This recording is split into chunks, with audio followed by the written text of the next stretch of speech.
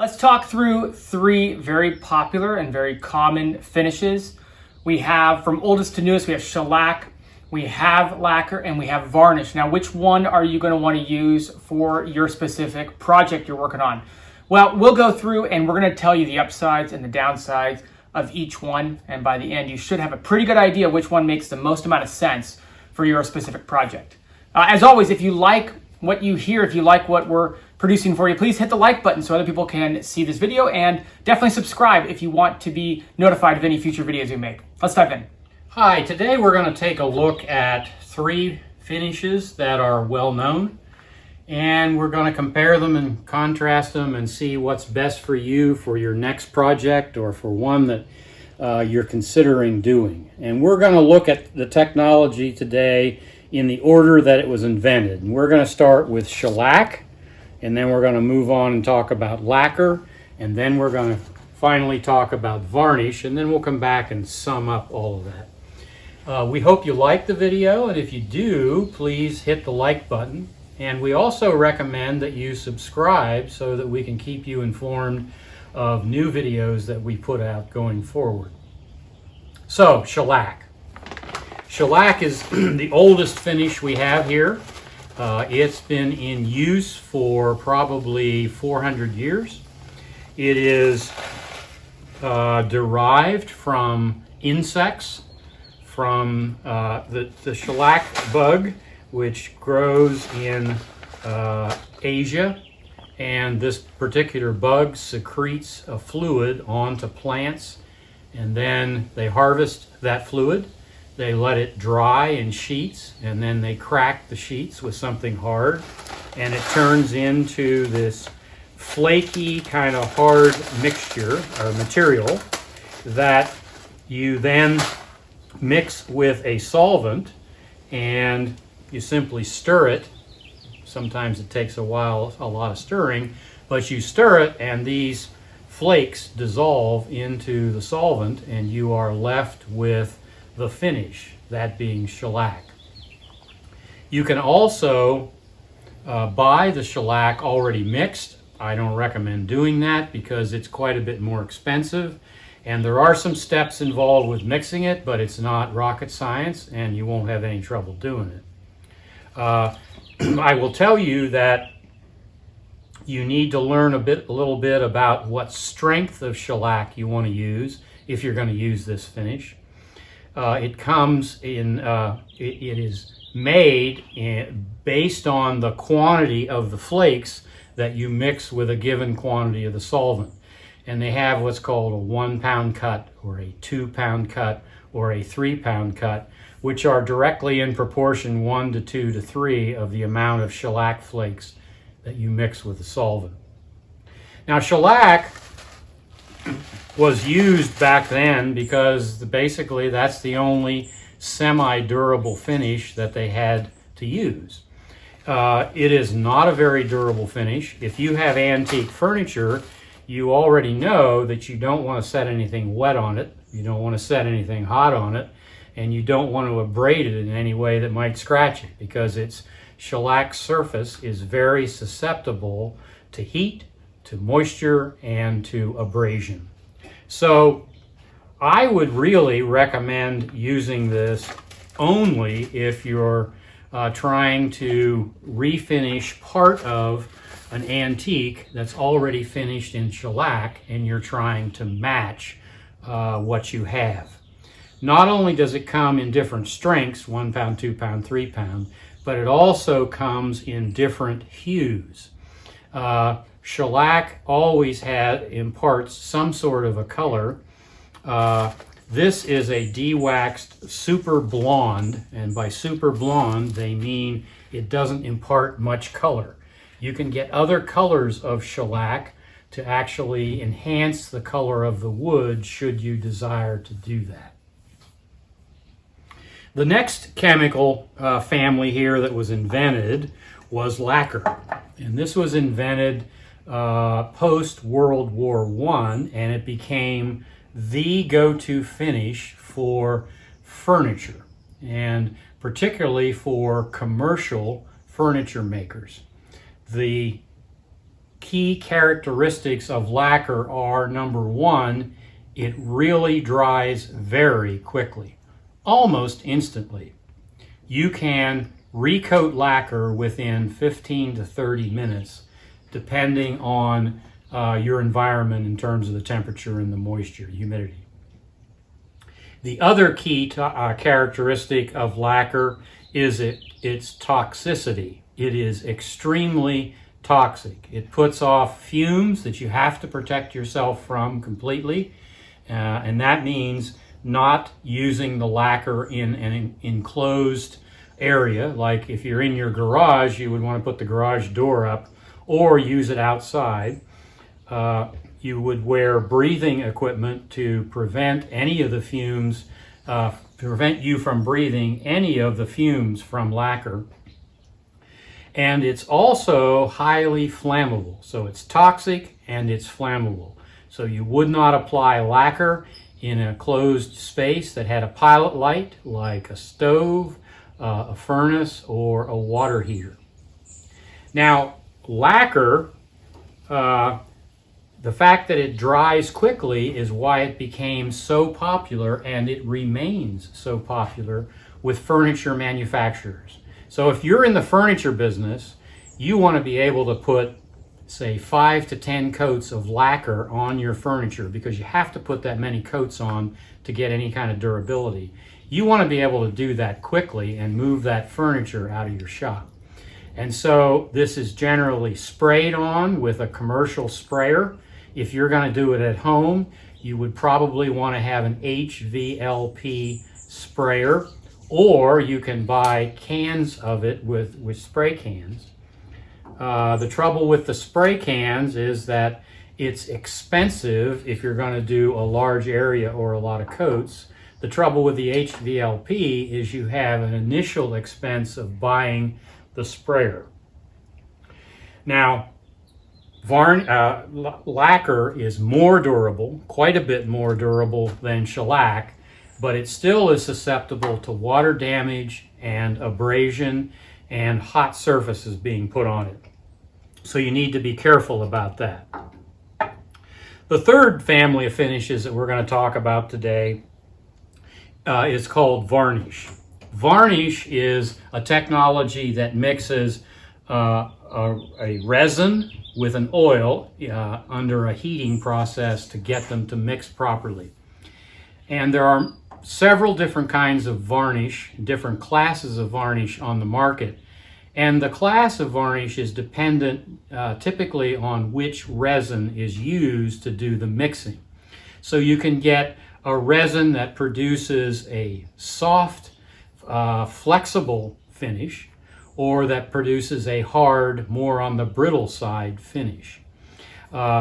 This particular varnish, this can of varnish, is called spar varnish. This is used typically outdoors, like if you have a boat, a marine application, a boat that's going to sit in water or sit in the sun, or if you have a picnic table that's going to sit out in a sunny location. This spar varnish, which uses an alkyd resin, is very durable and stands up very well under UV light and under salt water, etc. Much better than other finishes. Another class is called polyurethane. This is probably more common. It's not as expensive as spar varnish, and it's the varnish family is the most durable finish on the market, and the polyurethane is the most durable for indoor applications. It does not stand up as well to ultraviolet light or to salt water, but it's a very durable finish. This is generally brushed on. It can also be wiped on. They have what they call wiping lacquers or wiping polyurethanes. Those are simply the same lacquer, the same varnish or polyurethane, only they've been thinned out with the solvent, mineral spirits in general. So they're thinner, and you can put them on with like a rag. You can brush them, you can wipe them on. Typically, it takes 12 to 24 hours for a coat of varnish to dry. So there's a long time between coats. You can see why if you were a furniture manufacturer, you would get a lot less furniture out the door every day if you were having to put multiple coats of this finish on and wait for it to dry. Also, dust, if you apply this outdoors or in a dusty environment, dust from the air and particles will settle onto it, and they'll settle onto it before it has a chance to dry, and so they'll stick to it and remain in the finish, and then you have to get those out somehow. Lacquer, on the other hand, dries so quickly that you don't have to worry too much about dust and dirt from the air falling into those finishes, because if they do fall into the finish, it's dry by the time it gets there and you can just wipe it off. So, what project are you trying to do? What do you have upcoming? Are you trying to refinish a piece of furniture? Well, that would be the only situation where I would use a shellac.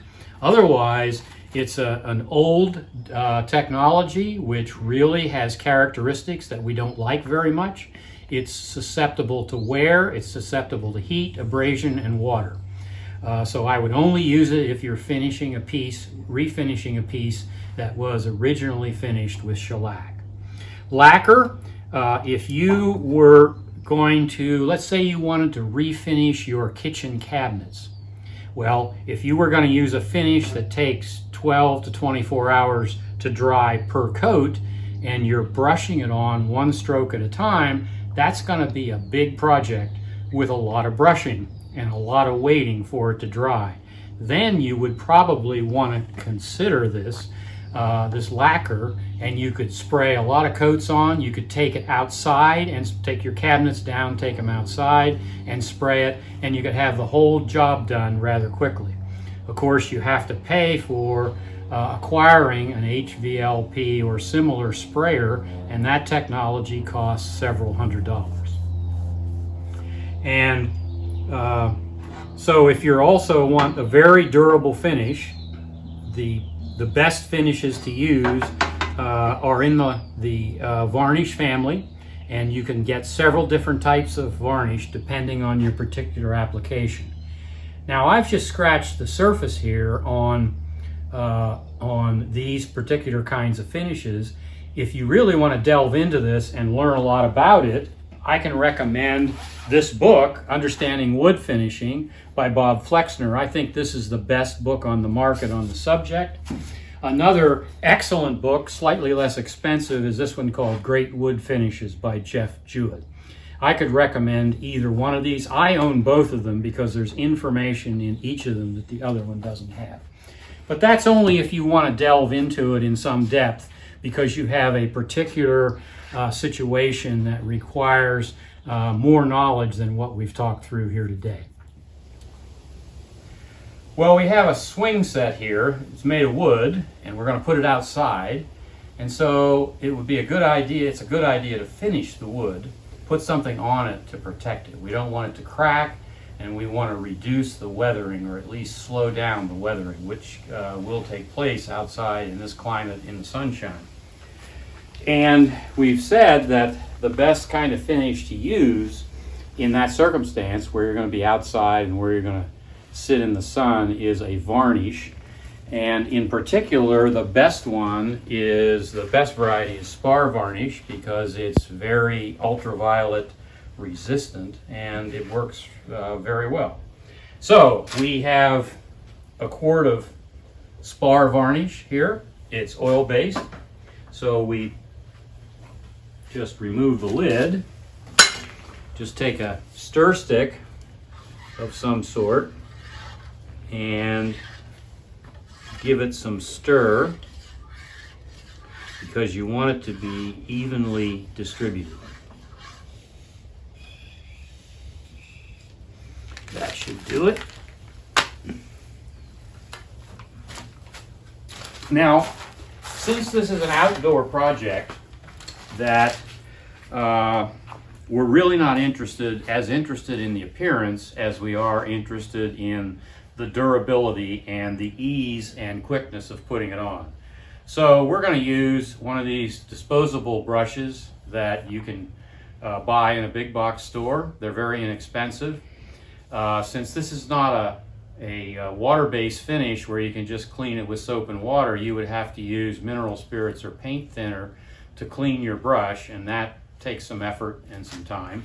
We're not going to do that. All we're going to do is apply it, and then we're just going to dispose of this disposable brush. So let's begin. I'm going to begin out here away from this chair to begin with, because I don't want to drop drops of varnish onto this chair particularly, although it wouldn't be a catastrophe. And of course, you just get the brush initially fairly dampened, and then you just simply begin to brush it on. Now, I don't know how good the close-up will be on the filming, but you'll see that there are brush marks that I'm leaving on this, and that's because of the poor quality of the brush. But you'll also see that there are machining marks on the wood. So the brush marks are actually going to be less noticeable than the machining marks. So what I'm going to do is I'm going to put it on and then just in a back and forth motion extend where I am further down the board. I will be able to do 3 sides of this, and then I'm going to lay it out across these 2 pieces of log here and let it partially dry, and then once it's dried we'll have to flip it and do the other side. And it's not clear until we've done this process whether or not 1 coat will be sufficient or whether we'll want to put a second coat on. So, thank you for tuning in. If you like what you saw, please hit the like button. And I encourage you to subscribe so that when we make future videos, you'll be notified.